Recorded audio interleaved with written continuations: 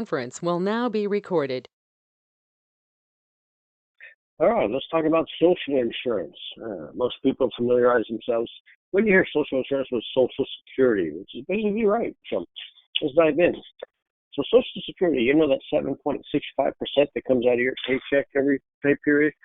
Uh, Most people don't realize that your employer actually has to match it with another 7.65 and then basically sends 15.3 to the IRS every quarter. So in order to be eligible for Social Security, you got to pay into the system. So a lot of times you'll see credits of coverage, right? But they're actually quarters. Right? To achieve fully insured status and be entitled to the benefits that are available to you, you have to pay into Social Security for 40 calendar quarters, which is basically 10 years. So even though you paid in for 10 years, it doesn't end. You'll still, as long as you're working, it's pretty compulsory for you to continuously pay. But you've achieved fully insured status, so you're entitled to benefits should you need them and be eligible for them. Right? There's other statuses like partially insured status is paying 20 quarters out of a 40 quarter period, so basically paying the Social Security for 5 years, right? And there's a specially insured status, or sometimes you'll see this currently insured status. And that's paying in 6 quarters out of a 13 quarter period, typically ending in the quarter where you may have suffered a disability. So as long as you got a year and a half in, then there's some death benefits and possible disability income benefits also, okay? So out of the 7.65% that comes out of your paycheck, 6.2 goes to Social Security, which is the retirement survivors and the disability income.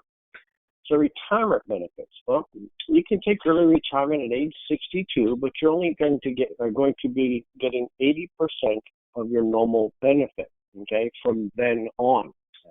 You'd have to postpone to age 65 or 67 to get the full retirement benefit that you're entitled to. So that between age 65 and 67 depends on when you were born. Okay, this is part of the Social Security cutbacks that they had a while back. Normal age is 65, but now for most people, including myself, retirement age is 67 to be entitled to full benefits. For survivors under Social Security, there's 2 benefits. Number one, there's a lump sum for burial. Remember, Social Security is a federal program, and this lump sum is $255 to cover burial. That's what it was back in 1939 when it came out, and it hasn't changed since because in order to raise that amount, you're going to have to pay higher Social Security taxes, and most people are voting that they don't want to raise taxes. Therefore, that $255 is all you get for the lump sum. However, your surviving spouse does receive income if they have minor children. Now, when I say minor children, it's typically to age 16. All right, so if a covered worker dies, the surviving spouse receives income until the youngest child turns age 16. Once the youngest child turns age 16, the surviving spouse doesn't receive any Social Security survivor's income benefits. However, the surviving spouse can take early retirement at age 60 instead of 62. And so that period of time between when your youngest child turns 16 and the surviving spouse turns age 60, where there's no Social Security benefits paid, this is called the blackout period. Right? And again, I want to emphasize, the blackout period begins when your youngest child turns 16. Right? Remember, because a covered worker had passed away, right? And ends when the surviving spouse turns age 60. They are eligible to take early retirement. Okay. Another benefit is disability income. Social Security, this is probably the most restrictive definition of a disability you'll typically see. Social Security defines total disability as the inability to engage in any substantial gainful work activity due to physical or mental impairment. That disability must last at least 12 months or is expected to end in death. Right? Basically, under that definition, if you injure yourself or you're disabled, as long as you can make French fries and McDonald's and basically make an income in the national economy, you wouldn't qualify. It's very restrictive. So you've got to meet that definition that Social Security has. Now, even though you meet that definition when you apply for Social Security disability, if you meet the guidelines, you still have to wait 5 months before you get your first disability income check. Okay, So keep in mind, Social Security total disability benefits has a 5-month waiting period. That means benefits begin on the 6th full month of total disability. Don't confuse that with life insurance, where you have a waiver premium, where you have to pay the premium for the first 6 months when you become disabled, and then the company waives it on the 7th month. Right? Social Security, you apply if you meet the definition, right? Then you got to wait 5 months. Now, after the 5th month, on the 6th month, they will reimburse you the first month. They'll pay you the first 6 months income. You just got to hold out for those first 5 months until the checks start rolling in because you're disabled. Okay. But remember, it's very restrictive. Statistically, they say 2/3 of all Social Security disability claims are denied right from the get-go. So very unlikely to collect. Right?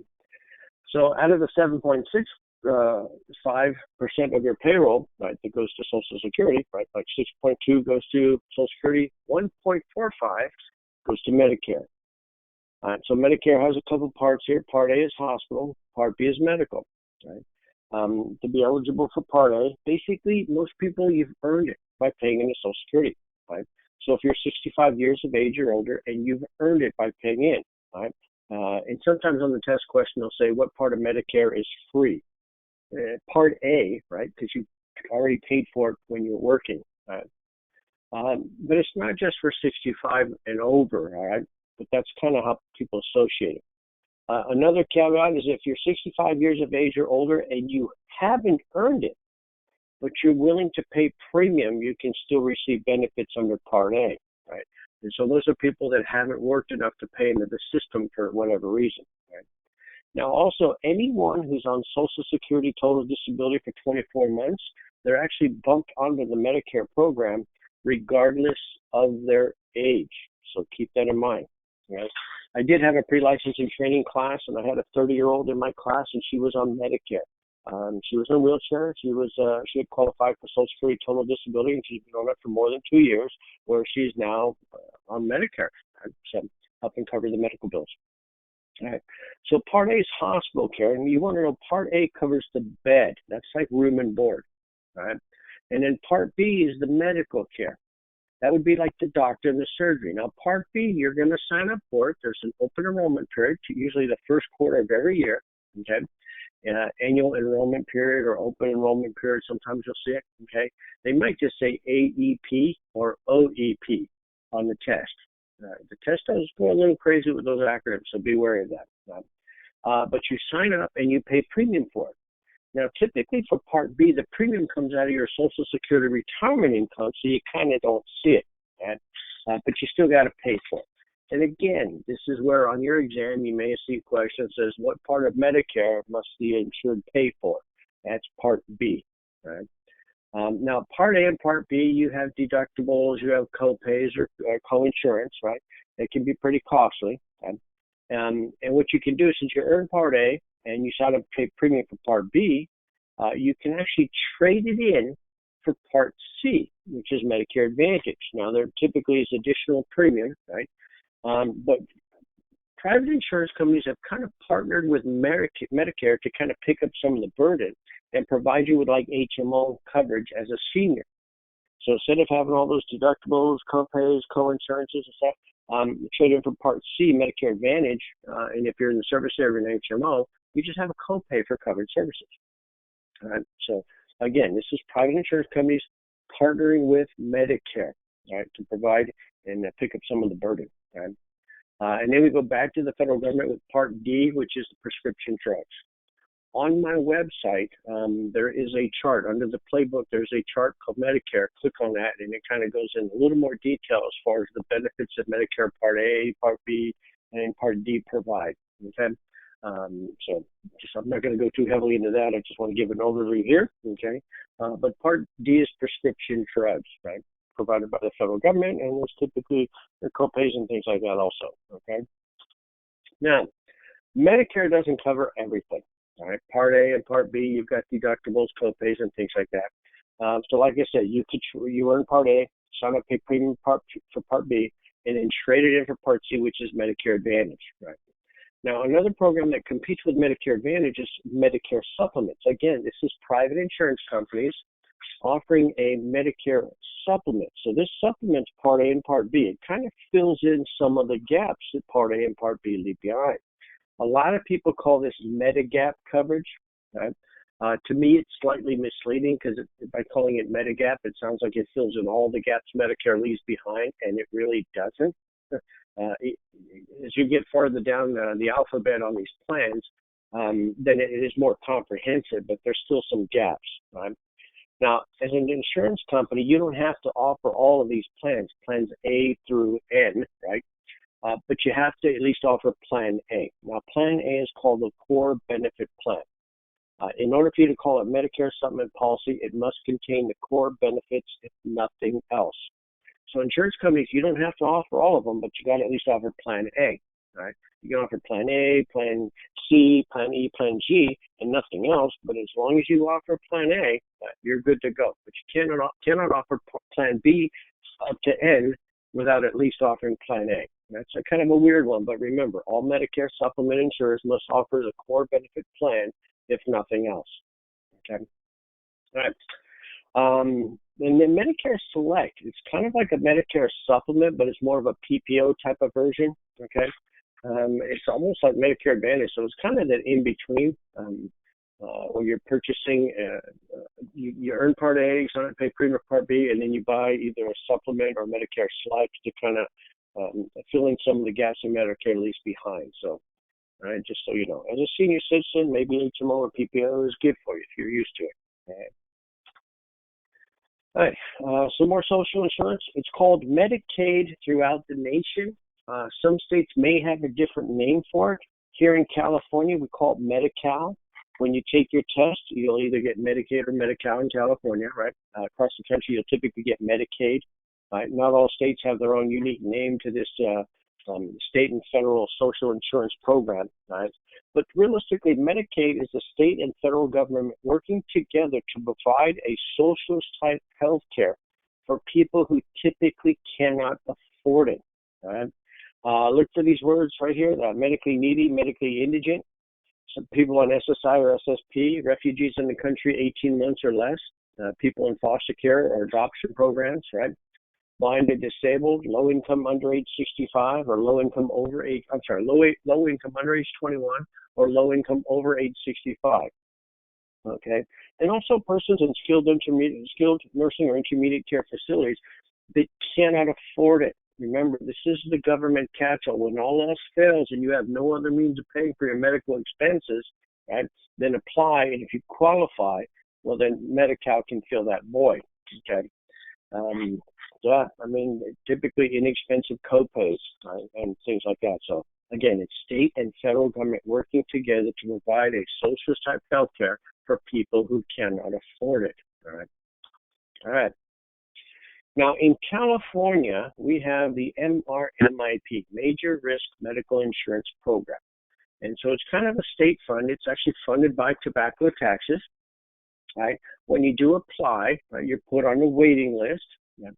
If you are eligible, you get a $500 deductible, right? And there's some copays, but the maximum is $2,500 out of pocket, and a maximum lifetime benefit of $750,000. So this is, you didn't have any health insurance, you had something catastrophic come up, you can apply, you're put on a waiting list, and if you qualify, this is a program, typically a $500 deductible and a $750,000 max to cover your pre-existing condition, right? To be eligible for this, remember, this is a California program, so if you're in a different state, this typically may not apply, or they might have a different name for this program, right? So to be eligible here in California, you've got to be a resident. Right? You're not eligible for Medicare Part A or Part B. You're not eligible for COBRA, right? In California, CalCOBRA. So the difference between COBRA is for employers that have 20 or more employees. CalCOBRA is for employers that have 2 to 19 employees. So it's kind of COBRA for smaller employers, okay? But you're not eligible for that. Right? Or you got a pre-existing condition denial letter. So you applied for insurance, you got denied because you have a catastrophic illness where no one wants to write you. Right now, they pretty much write anybody, but these are the criteria that brought this out. Sometimes the exam will ask you, what does MRMIP stand for? And so they're asking you, what does the MRMIP, what does this mean? And you need to know it's Major Risk Medical Insurance Program, okay? Now, we have PCIP, Pre-Existing Condition Insurance Program. Realistically, this is the federal version. So just like our state MRMIP, the PCIP is the federal version. It's a temporary program, although it has expired. They have kind of added on and extended it. So, and you may get this on the test. So it doesn't cover dependents. That means anyone who wants to apply, right, they have to apply individually. As a parent, you can apply for your child, but there is no family plan. Everyone must file or apply individually, okay? With this program, since the federal government is helping out, there's no maximum benefit or maximum lifetime. And after you enroll, there's no probationary period. Benefits are paid right away or you're covered right away, okay? So, but again, this is for those people that didn't have insurance, waited till the last minute, something catastrophic happens, and then they apply to get some assistance. PPACA, Patient Protection and Affordable Care Act. This is the program that basically says your children can stay on as dependents up until age 26, whether or not they're in school, okay? So, I mean, before it was 20 if they're not in school, 24 if they were in school, but now it's up to age 26 no matter what, okay? And if any children under age 19 had some previous medical conditions, that's waived. No pre-existing medical condition for children up until age 19. Okay? There's different programs, and depending on which program you qualify for, it determines how much of the government support you're going to get. The most common one you're going to get on the test is gold. Right? The test may ask you which is not one of the metal plans under the PPACA, okay? And you don't see, I don't know, beryllium or whatever else. Just think of the Olympics, bronze, silver, gold, and platinum. All right? That's an add-on. So no copper, right? They might throw, which is not an example of one of the metal plans. Okay, so be wary of that. Right? But yeah, the most common one is gold at 80%. 80% is very common for this test. Like what part of Medicare Part B does Medicare provide benefits for? It's 80%. Okay, that means the customer pays 20%. So 80-20 is very common. 80-20 co-insurance is very common on the test. And even though in the real world there could be 70-30, 90-10, 80-20 is the most common for the exams. Okay. California Health Benefits Exchange. Now this is more of a local thing. Again, I'm based in California, so I'm covering this. If you have this come up in your state, let me know, because I do want to add on to my program and be more state specific. Right? But this is a program where small employers can actually go to this benefits exchange and actually pick and choose the different insurance programs just like the larger companies do, okay? So, I mean, it's basically what it is. So depending on your income also for individuals, right? Individuals and small businesses, they can go to this benefits exchange and pick and choose a little bit more. In large groups, for every $1 they take in, 85% of the premium goes in reserves, or it must be paid out, I should say. Okay. In small groups, 80% of the premium must be paid out in benefits. So that's kind of called the loss ratios. They can't gouge. They have to, hit certain numbers. So for every $1 in premium, 85 cents goes back in the form of benefits. For large groups or small groups, like I say, for every $1 in premium, 80 cents on the dollar goes back in benefits. Now, with medical loss ratios, if the insurance companies charge too much, right, they have to pay the money back to the subscriber, which is the clients, which would be the insurance, in the form of a rebate. Right? So for individuals and small groups, like I said, 80% acceptable. For every $1 they take in, 80 cents must be paid back in claims and benefits. Right? And so if they're not returning that back, then they have to basically give a premium refund to that client, but they're going to call it a rebate. Right? So make sure you understand what that rebate is. Some other programs, we have access to Incidents with Mothers. This is low-cost medical coverage for pregnant women, and it does cover the moms and the babies until the baby is born, and then it stops, but the baby can go into the Healthy Families program. Okay.